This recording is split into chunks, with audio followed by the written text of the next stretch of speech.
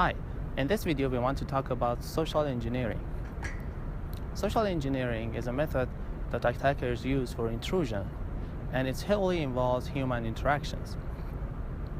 Basically, social engineering is based on psychological manipulation of people to perform some actions or share confidential information.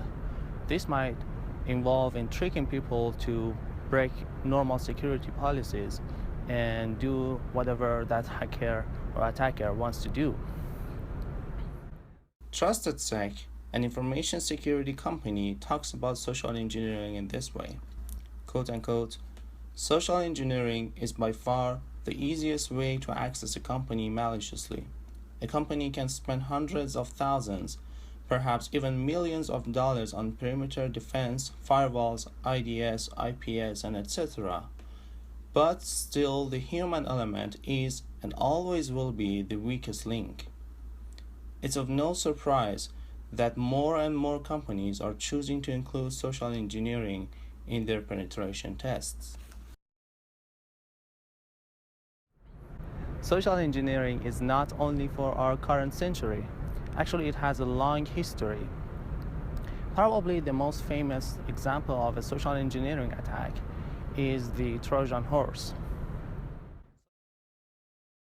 Back in 12 BC, there was an endless 10-year war between Greek army and the city of Troy. Towards the end of the war, Greek army decided to make a very large statue of a horse, and once finished, the Greek army decided to leave the area and left that statue for Trojan people. Trojan people, happy of victory, they took the statue inside the city for celebrating their victory. Greek army used the cover of night to come back around the city, and special forces hidden inside that Trojan horse sneaked out of the statue, opened the city gates, and the Greek army destroyed the city of Troy.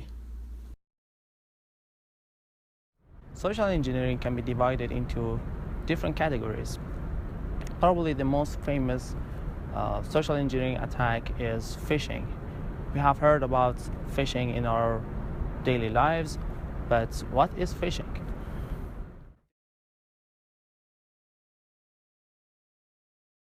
Phishing usually refers to emails that are sent to people from seemingly legitimate source, let's say a bank or a credit card company or an insurance company, and ask them to provide more information or some personal information.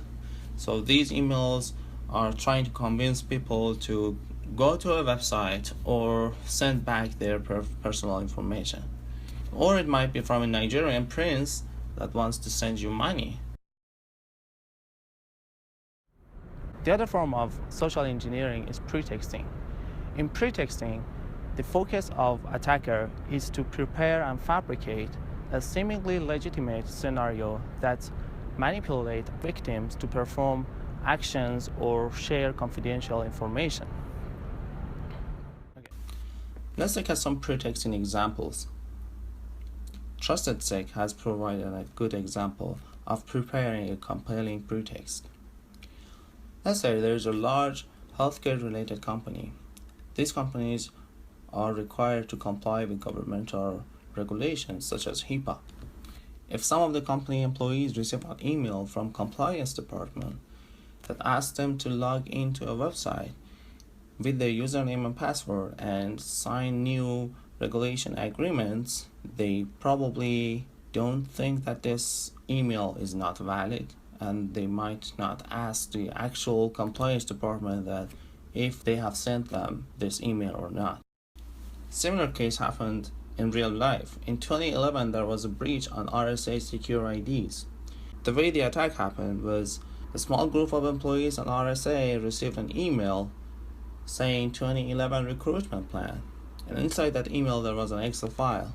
One of the employees opened the Excel file, which actually was infected by an Adobe Flash vulnerability, and that way attackers gain access to the system. This attack cost $66 million for recovery to EMC, which is the parent company of RSA.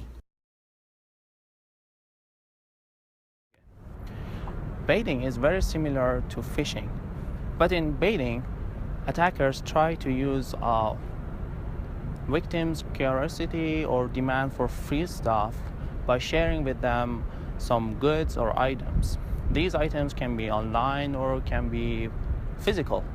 Online, such as free music or free movies, and physical, such as some USB drives or DVDs and CDs that are placed somewhere that victims can pick up for free and then use. But obviously, all of these items are infected, and once victims use them in their machines are infected. A good example of baiting is what Secure Network Incorporation has done. They were hired by a credit card company to measure the employees' knowledge about social engineering attacks.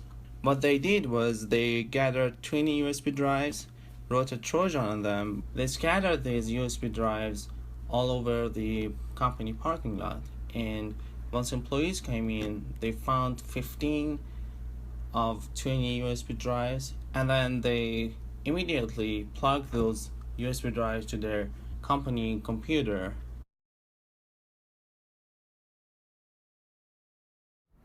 Tailgating or piggybacking is a method for accessing restricted area through someone that is authorized to go there.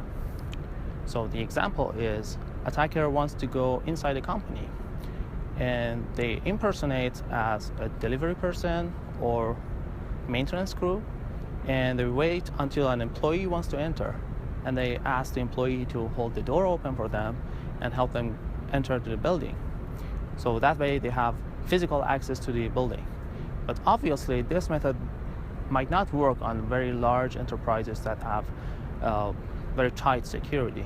But on medium-sized or smaller-sized enterprises, it might have happened. And once the attacker is inside, they have access to the company network, and they might have access to server rooms. So we are breaking our very first cybersecurity rule, which is physically securing our servers and our network. So that way they can perform more actions inside the company. A very good example of tailgating is what this guy, Colin Greenlees, a security consultant at Siemens, has done. He decides to measure security of a financial firm by tailgating another employee and pretending he's talking about the phone.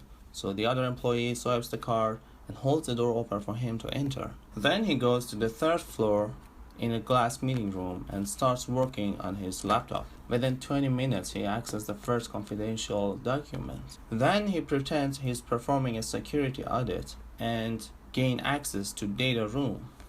There he can connect to the company network and also access to phone directory. Having the phone directory, he calls employees and requests their username and password by pretending that he is an IT supporter. Out of 20 employees, 17 of them gave their password to Colin. In this video, we learn about social engineering attacks, but how to prevent to be a victim. Obviously, the first action is an extensive education for employees to let them know about the possibility of social engineering attacks. But is that enough? No. We need to consider third-party companies, contractors, and other people that have any access to our network as well. In 2013, attackers gained access to millions of credit card and debit card information used in Target stores. Investigations show that attackers initially gained access to a heat, air conditioning, and ventilation subcontractor of Target through phishing. And once they gained access to their computers, they found their credential to access Target's network. Using that credential, they were able to access to Target network.